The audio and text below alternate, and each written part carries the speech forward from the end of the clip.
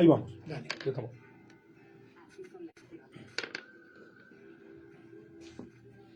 José, por la zona dejo ahí. Ah, bueno, gracias, querida.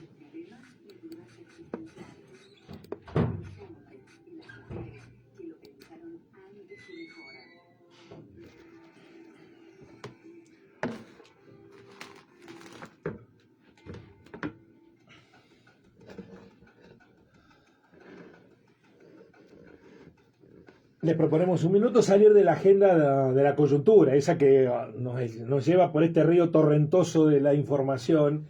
Para eso está este espacio de pensamiento profundo, crítico, de segunda articulación. No es la noticia, sino en análisis de las ideas que cada hecho conlleva. Así que no le vamos a pedir a José San Martín, que es el filósofo de este miércoles, que analice lo que pasó ayer, porque para eso hay que esperar que, como en los procesos químicos, el producto catalice, ¿no? Total. ¿Cómo le va, José? Bienvenido. Muy Lo que bien, sí ha perfecto. catalizado algo que hoy está muy utilizado todo el tiempo respecto de el Eternauta y lo que ha dejado. Ayer miraba, estaba buscando series para ver, que sigue siendo entre las 10 series más vistas en el mundo.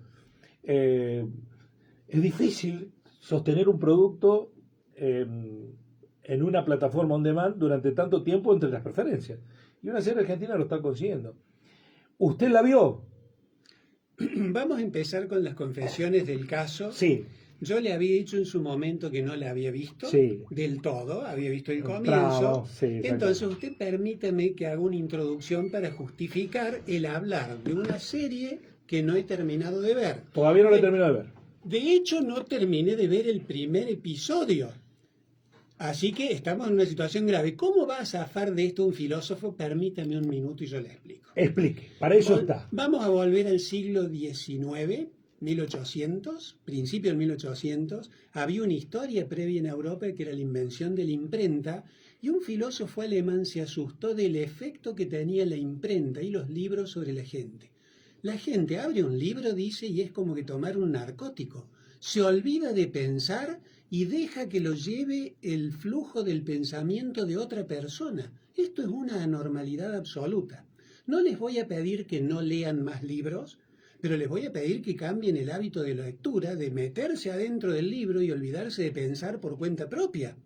Vamos a hacer lo siguiente. Usted abra el libro, vea el título, de qué se trata, pregúntese qué quiere obtener usted de la lectura de ese libro y empiece a leer despacito y tranquilo.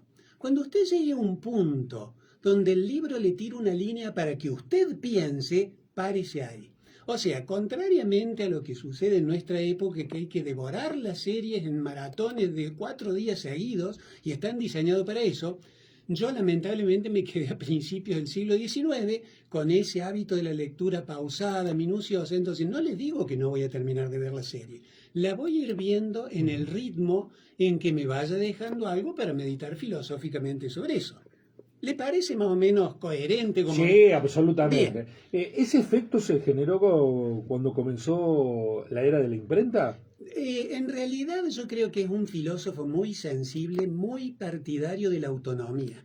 Era un filósofo que sostenía que la autonomía es el rasgo definitorio del ser humano. Entonces, todos los momentos en que uno ve amenazada esa autonomía y la del pensamiento en primer lugar, son cuestiones que tienen que ser tomadas con mucho cuidado. Lo que él percibió es que la lectura vino a reemplazar algo que él lamentaba muchísimo, que era el diálogo de viva voz.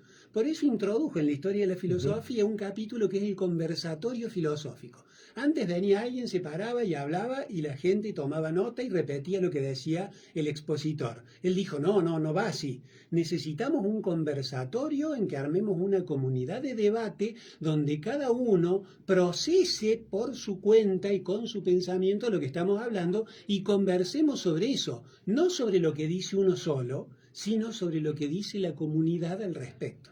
Entonces, no tuvo mucho éxito, pero es la línea que a mí... Me interesa, sí. La idea de recuperar el diálogo cara a cara, me resulta... Sí, que se ha perdido lamentablemente, ¿no? A ver, pongamos por caso, hoy tenemos naturalizado que una persona se pone a maratonear y se pase el fin de semana viendo una serie. La esposa, la pareja, los hijos ven otra serie. Entonces tenemos una familia en que cada uno está con su dispositivo electrónico mirando y maratoneando con una serie y la pregunta es, ¿hablan alguna vez? Hay un texto de Habermas del año 60 donde él dice que en Inglaterra en el año 48, con una televisión incipientísima, definieron una familia en la que hay un televisor es una familia que no habla. Año 48, imagínense lo primitivo de la televisión de esa época. Yo creo que hemos dado gigantescos pasos hacia adelante en un proceso de adicción a las series y de descuido, menosprecio o no cultivo suficiente del diálogo tranquilo y a viva voz.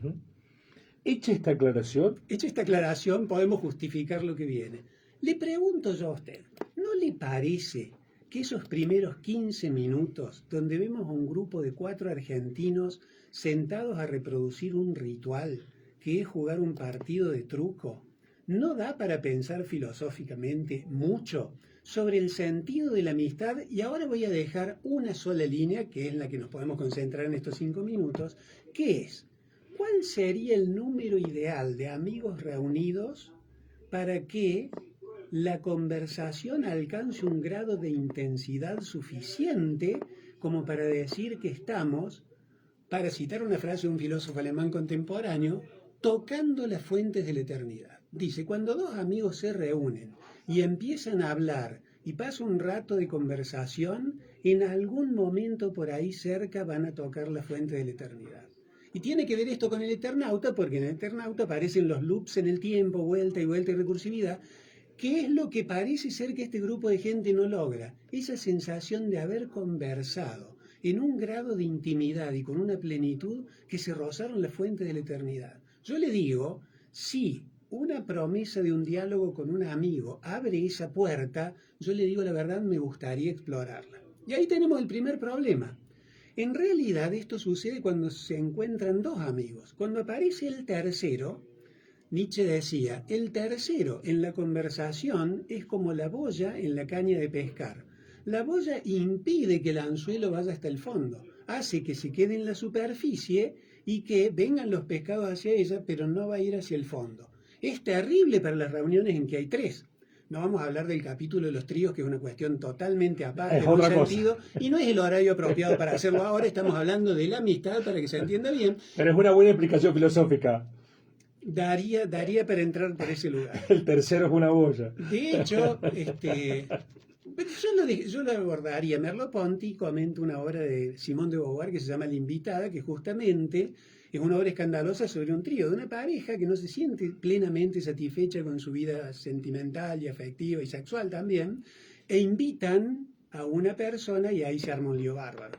Otra novela es Las afinidades electivas de Goethe, donde una pareja invita a otra pareja, ahí tenemos un cuarteto, y se arman unos líos de los que no vamos a entrar ahora porque no es el horario y no era el propósito, ¿verdad? Bien.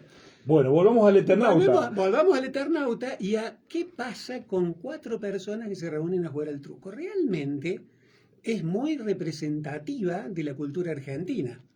Y esto que voy a decir es algo totalmente fuera de lugar. Si Ricardo Sánchez protesta y pide que no sea más invitado al programa, le doy la razón por anticipado y le sugeriría desde el fondo de mi corazón que lo escuche porque va a ser sensato. Hay una película rusa que obviamente no ha visto nadie. Yo solo veo ese tipo de películas del año 80 que se llama Oblomov y que describe un personaje que es típico de Rusia. Así como el Fausto es el típico de la cultura alemana y el Martín Fierro es el típico de la cultura argentina y el Quijote de la cultura española, Oblomov es un ruso que representa el carácter típico del ruso, que tiene la buena o mala fortuna de haberse hecho amigo de un ruso que es medio ruso. La otra mitad tiene una herencia genética muy comprometida que es la alemana. Es un medio ruso, medio alemán. Entonces el ruso es un vago absoluto. Es un hombre enteramente sensible, pura sensibilidad, que no ama el trabajo, no le ve sentido al esfuerzo, que es típico de los protestantes, como son los alemanes, que fueron los inventores de la cuna del capitalismo en buena medida. Entonces tiene una serie de conflictos, pero hay una escena que yo diría que es el anti-Eternauta, que es una escena en que, siguiendo las costumbres rusas, en lugar de ponerse a jugar el truco de 2, se van a un sauna y tienen una conversación con un nivel de profundidad, dentro de las diferencias que a mí me deja pensando. O sea, está bien vender el producto argentino, estoy totalmente de acuerdo. El truco nos representa fantástico. ¿Quién no ha jugado al truco? Por favor, fantástico.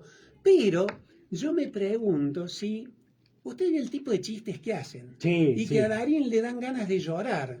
Yo me pregunto si realmente en esas revisiones que por ahí los argentinos tenemos que hacer periódicamente, no da para que revisemos si todos los valores que creemos tener en la argentinidad al palo y todo lo demás no merecerían un chiquitito, yo no digo de revisión, de comparación con otros modelos culturales. Ujú. Y por ahí, no voy a decirle a nadie que vea la escena de la película de Oblomov, no llego a tanto mi locura, pero que hay otros modelos por ahí que estaría bueno explorar.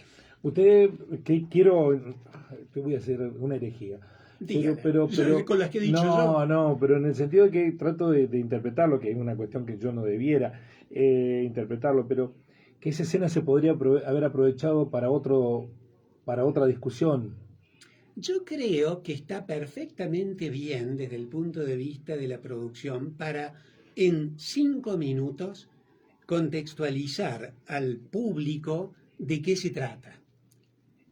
Pero lo que me llama la atención es que esa contextualización, si nosotros la miramos filosóficamente, nos da para mucho más. Pongamos un ejemplo concreto. Hay toda una línea filosófica que es la fenomenología, que inventó 2 palabras. Una, empatía, que nosotros usamos muchísimo y podemos medir la cualidad personal e interpersonal en función del grado de empatía que tenga alguien. Ese es un invento técnico del filósofo alemán Husserl, que además descubrió la intersubjetividad, las relaciones entre sujetos. Fue el tema del final de su vida, que hay personajes célebres que lo han retomado, y lo curioso es que la relación originaria, a partir de la cual se generan todas las demás, de empatía, para él es el par, e inventó un neologismo que es la parificación, el proceso en el que en nuestra vida aparece nuestro par, y que en realidad, dice él, originariamente todos nosotros estamos buscando un par, y le pone otro nombre, un alter ego.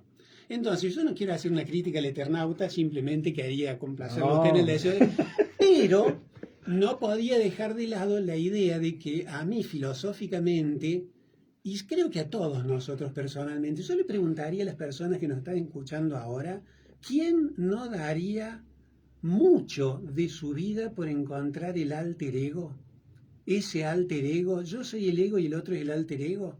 Como decía Buber, en realidad hablamos de yo y tú, pero yo-tú es una sola palabra y es la primera palabra que es una díada.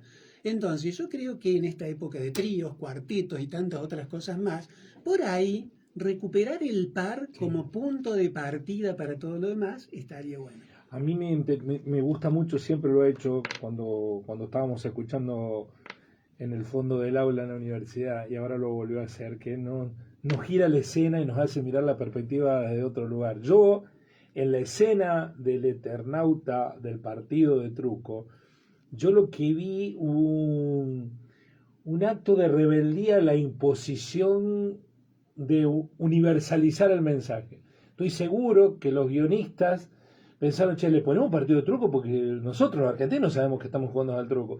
Si la queremos hacer, porque esas plataformas lo que quieren hacer es que se vean en todo el mundo, ahí no me encuentro viendo series nórdicas, y la tentación hubiera sido que jugaran a otra cosa, más universal. Sin embargo, eligieron jugar un partido de truco con la esencia argentina, ¿no? Y que eso debe haber sido una pulseada interna, me la imagino, entre los financistas, Netflix, que ponían la plata para hacer la serie, y el guionista, ¿no? Que estaba pensando, che, pero no, yo creo que refleje nuestra argentinidad en un partido de truco. Yo lo hubiera visto de ese lugar, pero usted dio vuelta a la escena y lo ve desde otro lugar, y a mí me resulta muy interesante. Y me gustó mucho esa... Será porque yo estoy en contra del maratonear series. Esta idea de no dejar que de a poco el producto artístico o literario nos convenza, ¿no? Nos vaya seduciendo.